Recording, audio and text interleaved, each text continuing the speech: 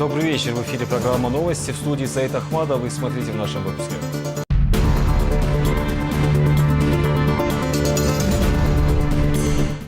Уменьшенная версия самого крупного стройпроекта Чечни. 435 метров, всего 102 этажа. С 1 по 6 будут располагаться лобби, общественные пространства, вестибюльные группы. Рамзан Кадыров побывал на открытии презентационного павильона Ахмат Тауэр и Грозный молл.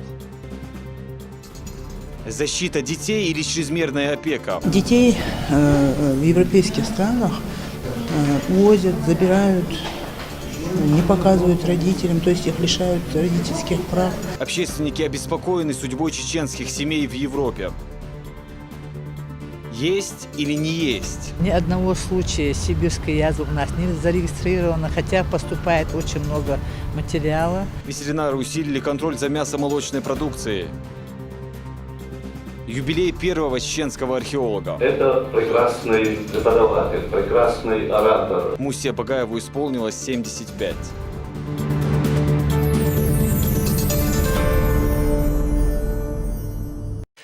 Сегодня состоялось торжественное открытие презентационного павильона крупных строительных проектов Ахмат Тауэр и Грозный молл. На мероприятии присутствовал Рамзан Кадыров и другие официальные лица.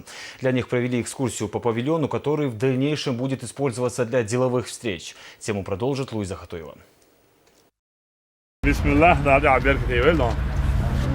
Презентационный павильон многофункционального высотного комплекса Ахмат Тауэр уже готов к приему гостей. В числе первых его оценил Рамзан Кадыров. Здесь установлен макет строящихся объектов, которые курирует советник главы Чеченской Республики, депутат Госдумы Адам Делимханов. Главе Чечни подробно рассказали об особенностях проекта. Известно, что в здании будут 102 этажа, высота башни 435 метров. Объект расположен на земельном участке площадью 12,5 гектаров. Для реализации проекта привлечены лучшие специалисты и архитекторы из разных стран и ведущие мировые компании. Девелопером проектов является Smart Building.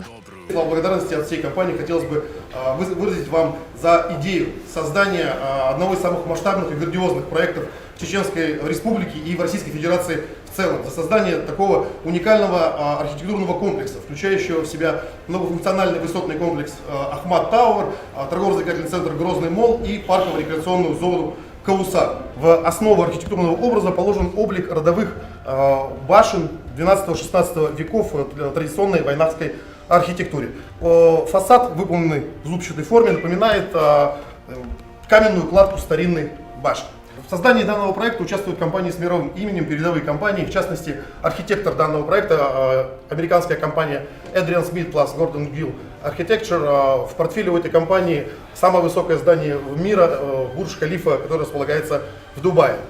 Здесь мы с вами видим, какой великолепный пейзаж и вид будет открываться с смотровой площадки, которая будет располагаться на высоте 391 метр и будет являться самой высокой смотровой площадкой не только в России, но и в Европе. Здесь у нас представлено интерьерные решения, которые будут находиться в Ахмат Тауэре. Здесь хотелось бы отметить то, что уже заключен договор с известным оператором The Edris Hotels and Resorts, всемирно известным, который управляет также и гостиничным бизнесом в Бурдж-Халифе. В нашем проекте они будут управлять гостиничным комплексом 5 звезд, апартаментами с обслуживанием, смотровой площадкой, панорамным рестораном. Посетителей здания будут ждать рестораны, банкетный зал, фитнес и спа-комплексы, офисы, пятизвездочный гостиничный комплекс, частные резиденции, пентхаусы. Появится в комплексе и самая высокая в Европе смотровая площадка. Все они будут выполнены в уникальном дизайнерском стиле. Вторым проектом архитектурного комплекса станет торгово-развлекательный центр Грозный молл, крупнейшим на юге России. В нем разместятся гипермаркет, магазины бытовой техники, бутики, IMAX, кинотеатр, боулинг и развлекательный центр для взрослых и детей. Кстати, Грозный молл и многофункциональный комплекс Ахмат Тауэр будут соединены пешеходным мостом галереи с рестораном, кафе и выставочной экспозицией. Комплекс будет состоять из 3 надземных и 1 подземного паркинга на 718 машиномест. Общая полезная площадь 132 тысячи квадратных метров. После просмотра видеоролика о самом крупном проекте, который станет одной из визитных карточек региона, Рамзану Кадырову показали конференц-зал. Его вместимость до 40 человек. Здесь Адам Делимханов передал Рамзану Кадырову книгу, в которой подробно описаны особенности масштабного архитектурного комплекса.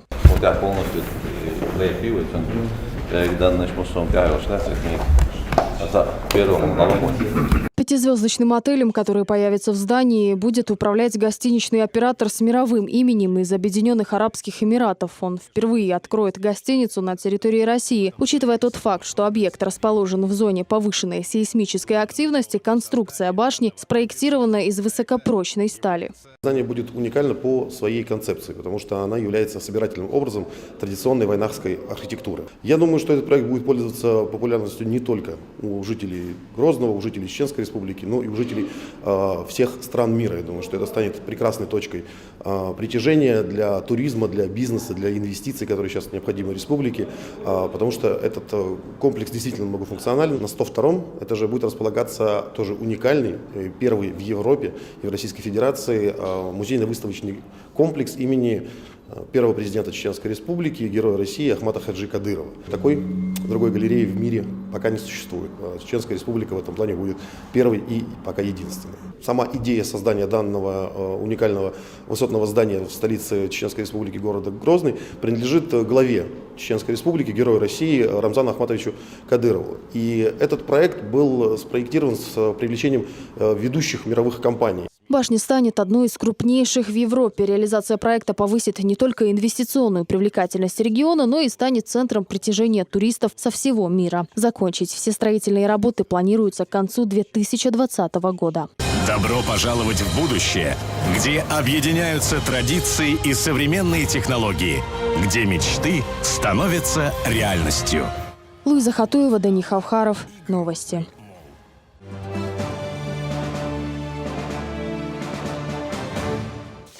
Боевики близкого государства отступают под натиском иракской армии и добровольцев в Мосуле. Тем временем российские военно-воздушные силы наносят удары по террористам в соседней Сирии. Эксперты говорят о возможном изменении политической ситуации в регионе после падения подконтрольных боевикам городов. Последние новости из зоны конфликта у Магомеда Салтмурадова.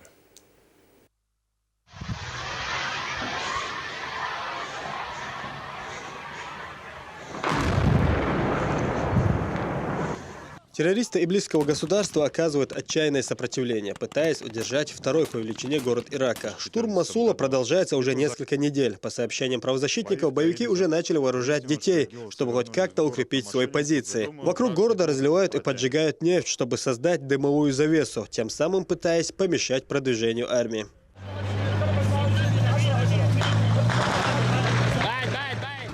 Тем временем, объединившись против общего врага, иракская армия, шиитские ополченцы и курдские отряды самообороны метр за метром возвращают родной город, который они потеряли 2 года назад. Многие строения разрушены, между тем боевики вынуждены бежать в соседние деревни. Сопротивление оказывают только снайперы, поэтому приходится уничтожать все объекты на своем пути, утверждает Минобороны Ирака. Одновременно продолжается и информационная война. Идеологи близкого государства все еще называют происходящее священной войной.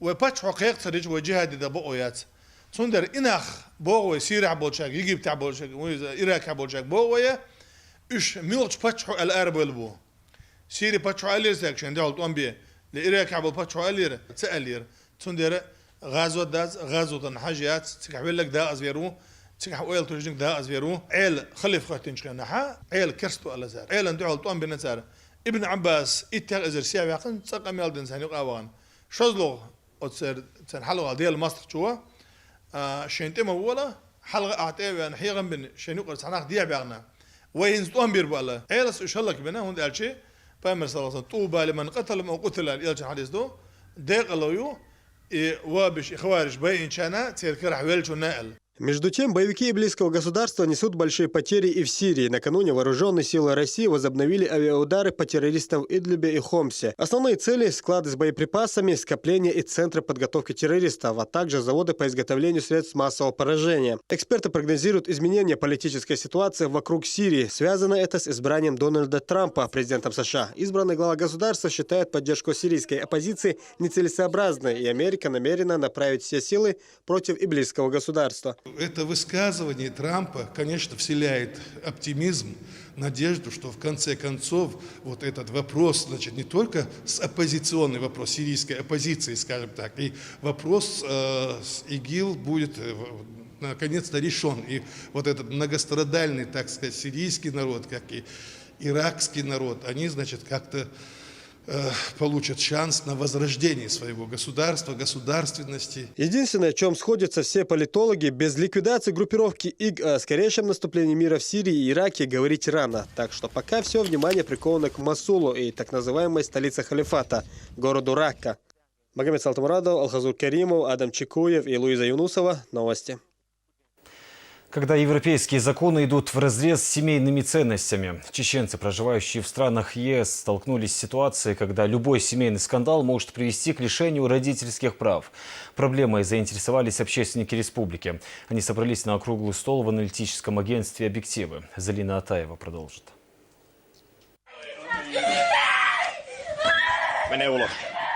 Эти ужасающие крики никак не трогают сотрудников службы опеки. В Норвегии лишить супружескую пару родительских прав ничего не стоит. Достаточно того, что ребенок пришел в детский сад без настроения. Бытовой спор в семье Абдулхаджиевых, по словам соседки, оказался роковым. Родители в одночасье оставили без 3 детей. С тех пор прошло 3 года, однако их судьба родителям неизвестна. Разве только что их определили в приемные семьи.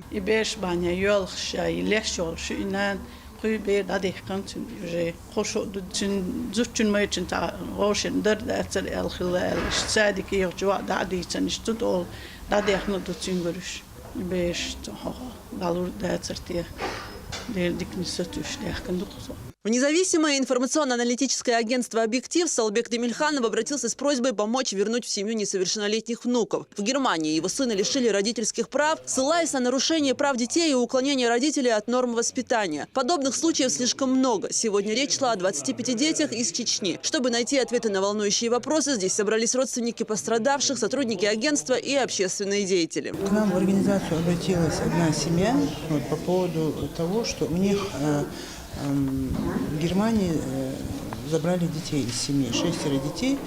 И по этому поводу я выехала туда, в Германию, была на судебном процессе. То есть я увидела эту проблему изнутри. Детей в европейских странах, не только там в одной Германии, да, увозят, забирают. То есть там очень страшная картина. Мы планируем в дальнейшем проводить такие вот мероприятия с помощью других правозащитников и России, и Европы. Попытаемся как-то помочь этим людям. По статистике, в большинстве стран мира активно отбирают детей у родителей. И никаких способов, чтобы остановить произвол, нет. Существует черный список государств, для которых закон не писан в этом отношении. Норвегия, Германия, Канада, Франция и Бельгия. Стоит отметить, что в Норвегии приемной семье платят почти 40 000 крон в месяц на каждого ребенка. И это большие деньги, даже по норвежским меркам. В Норвегии, особенно организации Барневан, они не подчиняются никаким законам, даже если обратиться к ним с просьбой, чтобы они вернули детей, это бесполезно. Тем не менее, благодаря авторитету и поддержке главы Чеченской Республики мы, соответственно, выходили с письмом, с обращением в Министерство иностранных дел Российской Федерации.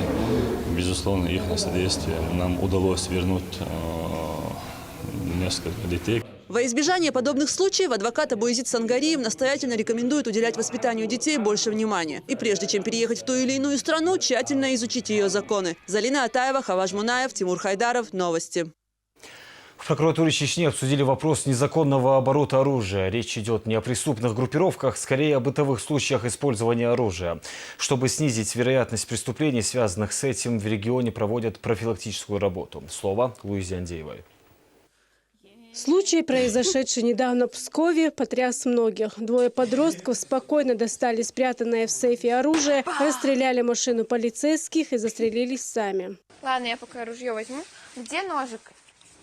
Почему сегодня оружие стало настолько доступным, что им может воспользоваться даже ребенок? И как в этом направлении работают компетентные органы? Прокуратура республики еще задолго до псковского инцидента провела мониторинг в сфере изъятия оружия из незаконного оборота и его грубого использования.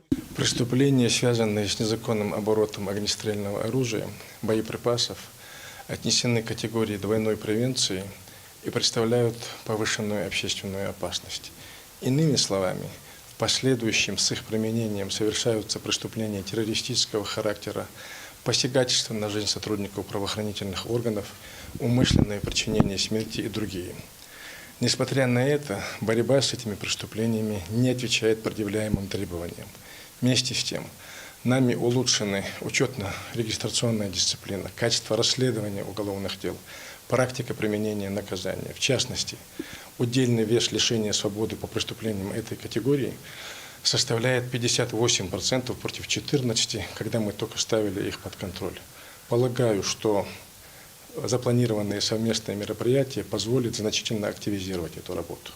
Если лет 10-15 назад в республике чуть ли не каждое преступление было связано с незаконным оборотом оружия и боеприпасов, то сегодня ситуация, разумеется, изменилась. После военных действий жители находили автоматы, пистолеты и даже гранатометы. Одно время МВД официально принимало за условную цену оружие. Однако теперь ситуация другая. Об этом говорили сегодня на совместном совещании прокуратуры и МВД. Вопросы незаконного оборота оружия, боеприпасов, взрывчатых веществ и взрывных устройств являются одним из самых приоритетных направлений в деятельности правоохранительных органов, особенно Министерства внутренних дел и Федеральной службы безопасности, так как именно с применением этих предметов совершаются преступления террористической направленности, убийства, посягательства на жизнь сотрудников и другие особо тяжкие преступления.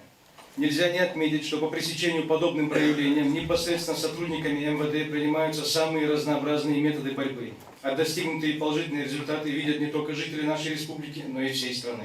Животрепещущей назвал прокурор республики обсуждаемую сегодня тему. Изъяв из незаконного оборота оружия, таким образом можно предотвратить убийство и покушение на жизнь человека. Это и есть самая результативная профилактика.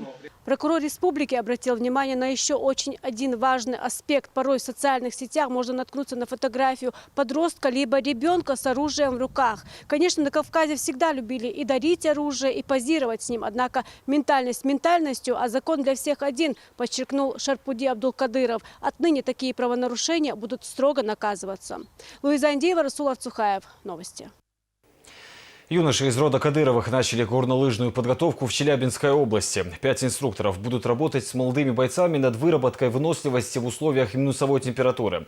Кроме этого, им предстоит освоить технику лыжного спорта.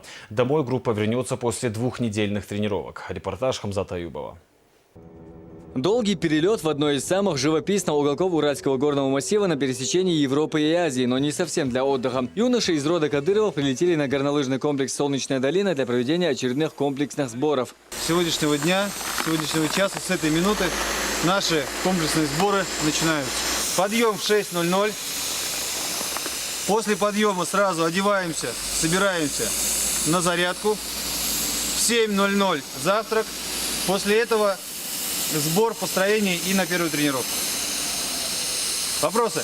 Вопросов нет. К экстремальным условиям и изнурительным тренировкам группа уже давно привыкла, но и здесь легко не будет точно. При температуре минус 17 градусов даже до столовой. Чтобы не замерзнуть, приходится добираться легким бегом. В первый день ребята ознакомились с базой и получили горнолыжную экипировку. Сегодня лишь небольшой инструктаж, а самое интересное начнется на следующий день. Вы должны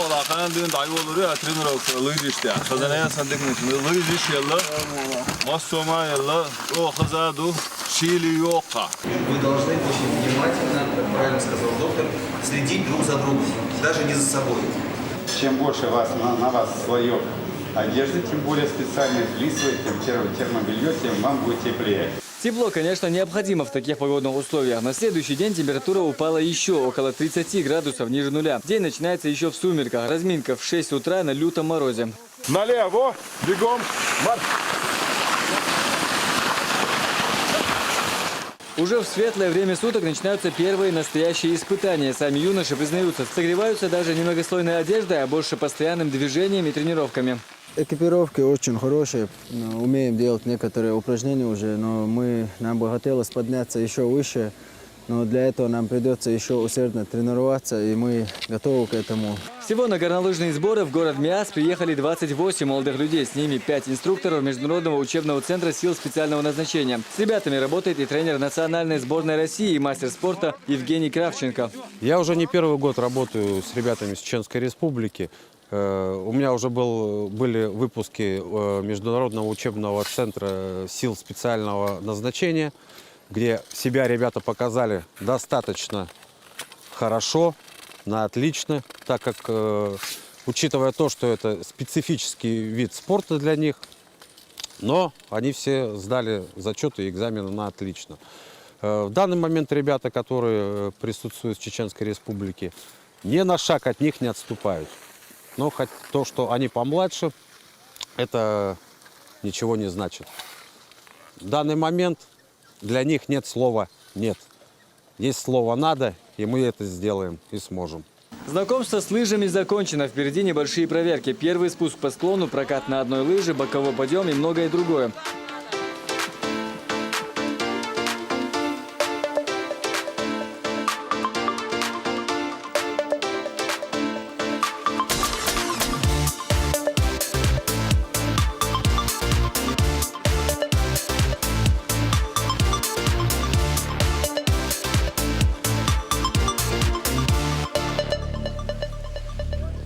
Ребята проходят не только практику. Каждый вечер обязательный теоретический курс, где изучаются и тонкости военного дела. Спортивно-горнолыжный комплекс «Солнечная долина» – один из лучших в России. Здесь тренируются и сборная страны по горным лыжам, а также различные специальные подразделения. Сборы чеченских ребят здесь продлятся 2 недели.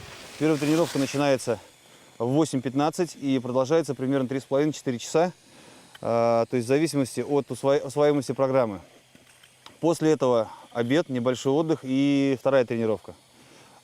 После второй тренировки, тоже она длится 3,5-4 часа, ужин, опять же небольшой отдых и теоретические занятия по тактике специальной подготовки. Условия у нас здесь очень хорошие, и поэтому я уверен, что вся группа по окончании сборов будет максимально эффективна, и мы пройдем всю программу в полном объеме. Кроме этого, нам здесь помогает активно погода, потому что сейчас, к примеру, температура у нас порядка минус 29, минус 30 градусов. Все спортсмены сидят по номерам. Но так как мы не спортивное подразделение, а специальное военное подразделение, нам это только на руку. То есть нам чем условия суровее, тем нам лучше. На второй день сбора выпал и день рождения одного из юношей. Абдулкериму Кадырову в Миасе исполнилось 26 лет. Ребята отметили это событие по-свойски, устроив соревнования по спуску с горы. Я хочу от всей души поздравить тебя с твоим днем рождения. И пожелать тебе много здоровья, много успехов, чтобы все твои начинания всегда заканчивались логическим, мужским, положительным началом.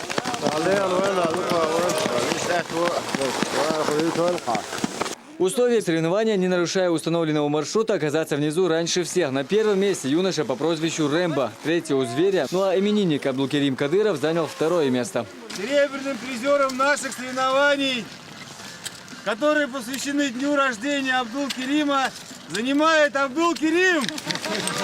Поздравляем серебром с днем рождения. Впереди у ребят еще немало тяжелых дней. Уже скоро придется покорять более высокие и крутые склоны, и все это на максимальных скоростях. В рамках горнолыжных сборов запланированный курс подготовки по личной охране. Хамзат Аюбов, Джамалайл Хаджилиев, Дания Хавхаров. Новости. Рассмотрено и одобрено. Жителям Чечни не стоит опасаться инфекции в мясных и молочных продуктах. Об этом говорят в ветеринарном управлении. Тем не менее, специалисты рекомендуют покупать товар только в специализированных магазинах и по возможности проверять его качество. Тему продолжит Лариса Джабраилова. Множество бугорков на теле коровы и плохое самочувствие животного переполошило всю семью. Как выяснилось позже, корова заразилась нодулярным дерматитом, называемым в народе бугорчаткой. Для этого заболевания характерна лихорадка и отек подкожной ткани и органов животного.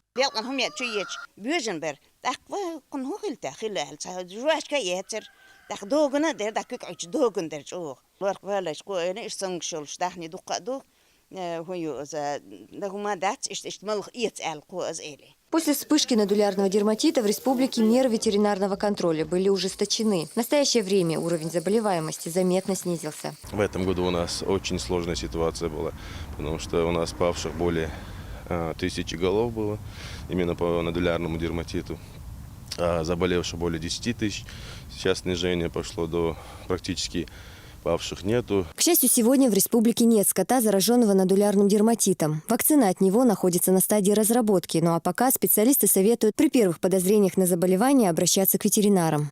Кроме того, в республике предусмотрена бесплатная вакцинация скота от сибирской язвы, птичьего гриппа, ящура, а также исследования на туберкулез и бруцеллез. Чтобы получить эту услугу, необходимо привести животное в установленное ветврачом место. Бесплатная вакцинация, чтобы люди понимали, что это бесплатно. Если кто-то за это берет деньги, это незаконно. Естественно, по всей республике мы делаем плановую вакцинацию.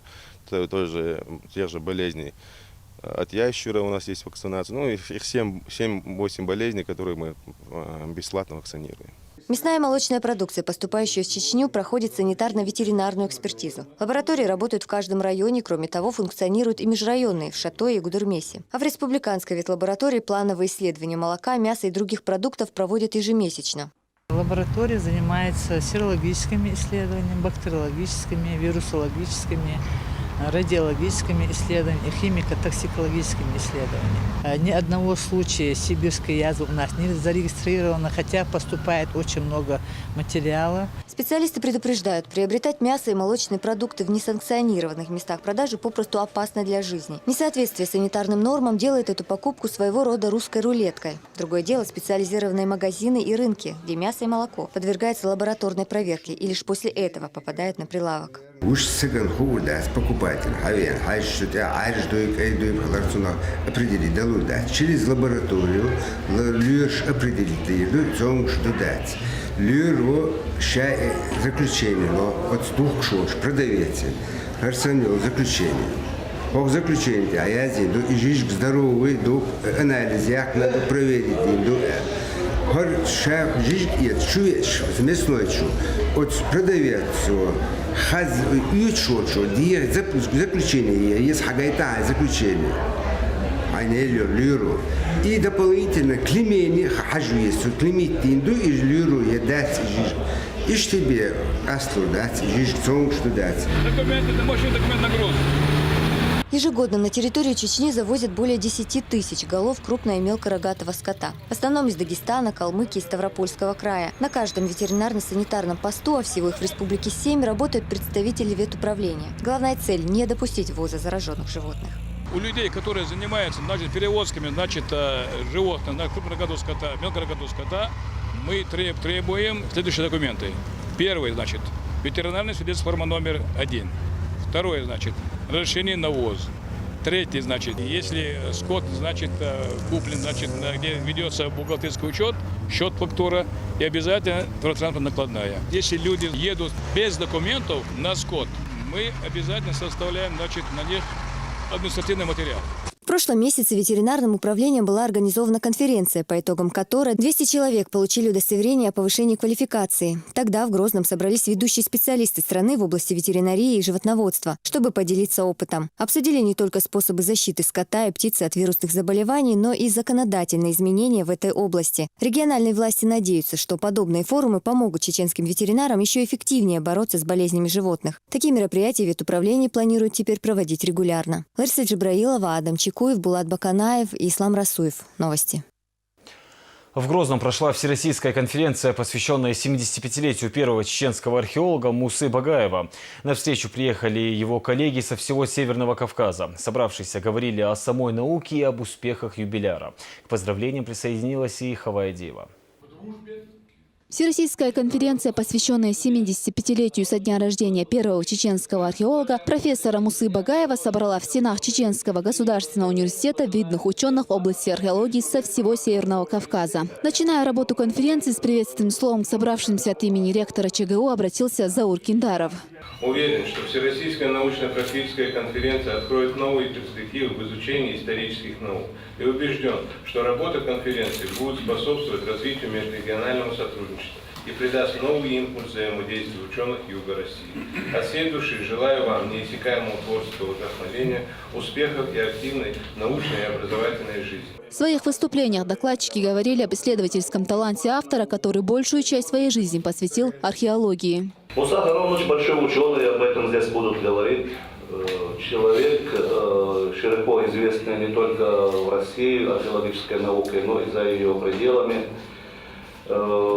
И самое главное, Это прекрасный преподаватель, прекрасный оратор, лекции которого студенты, многие здесь сидящих его слушали, действительно слушают с огромным вниманием. За плечами Мусы Багаева более 100 научных работ по проблемам древней и средневековой истории Чечни и Северного Кавказа. Первые самостоятельные разведки и раскопки он начал еще в 1968 году. В последующем они пополняются новыми открытиями и исследованиями. На вопрос, какая ваша самая интересная экспедиция, археолог отвечает. Для археолога это вопрос очень трудный, очень сложный ответить на него, поскольку для археолога любая вещь, знаете, вот там вы видите керамику, кусочек обломок керамики для археолога это бесценный памятник, это бесценная находка, смотря какого времени и так далее. По словам Мусы Багаева, только основываясь на древнюю историю, можно сохранить свои ценности. Главной же своей задачей ученый считает передать свои знания подрастающему поколению и растить новых археологов.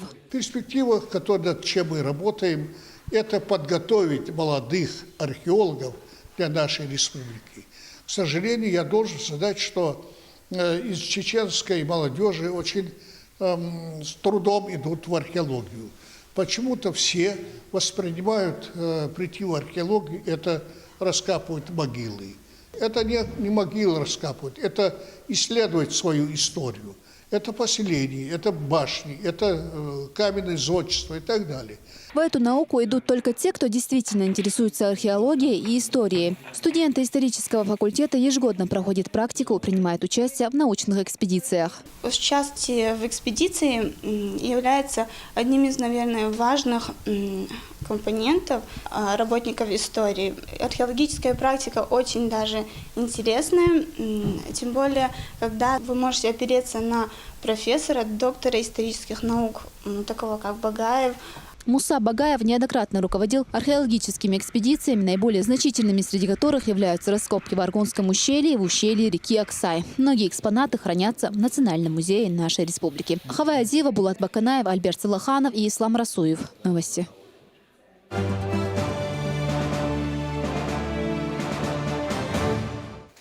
В Шалинском спорткомплексе имени Кадырова прошел турнир, приуроченный к Дню самбо. Также всероссийский праздник отмечают в 100 городах страны. В нем принимали участие более 150 спортсменов. Ребята показали зрелищные бои. С каждым годом уровень мастерства спортсменов повышается. Подобные соревнования привлекают большую аудиторию любителей спорта и поэтому стали доброй традицией в Шалинском районе. Победителей и призеров наградили кубками, медалями и ценными призами. С каждым годом, естественно, уровень повышается. Уже 6-й год мы его проводим. Есть призеры первенства России. Постарше ребята, есть чемпион мира среди молодежи. Конечно, призеры округов, республик. Хорошие ребята сегодня собрались. Это были все новости к этому часу. За нашей новостной лентой также следите в социальных сетях, Инстаграм и ВКонтакте. Всего доброго. До свидания.